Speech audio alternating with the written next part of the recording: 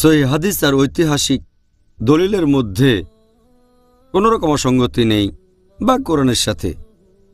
কারণ যদি পবিত্র কোরআনের তাফসির পড়েন যে কোরআন অবতীর্ণ হয়েছে লাইলাতুল কদরে, এর মানে আল্লাহ সুবহানাহু ওয়া তাআলা কোরআন অবতীর্ণ করেছেন লৌহে মাহফুজ থেকে, সংরক্ষিত ফলক থেকে পাঠিয়েছেন নিচের আসমানে পবিত্র কদরের রাতে।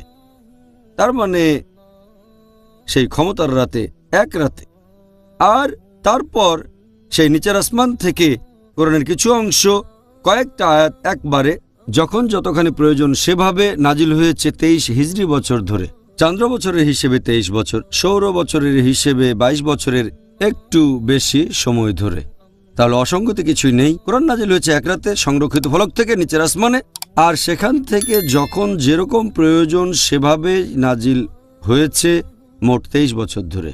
আচ্ছা, ধন্যবাদ। তাহলে এখানে আসলে কোনো অসঙ্গতি নেই সত্যি আর বলতে। আর একইভাবে কদরের কথা যদি বলতে হয়, আল্লাহ সুবহানাহু ওয়া তাআলা তিনি তো সব কিছু সম্পর্কেই জানেন যে কখন কি ঘটবে, অতীত বর্তমান ভবিষ্যৎ।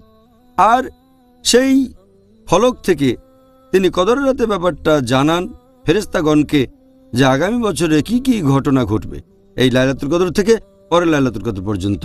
তাহলে ফেরেশতাগণ জানতে পারেন যে আগামী এক বছরে কি কি ঘটনা ঘটবে সেটা এই রাতে।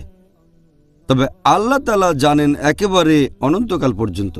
আচ্ছা, অনেক ধন্যবাদ। আপনি বুঝিয়ে দিলেন এখানে আসলে কোনো অসঙ্গতি নেই।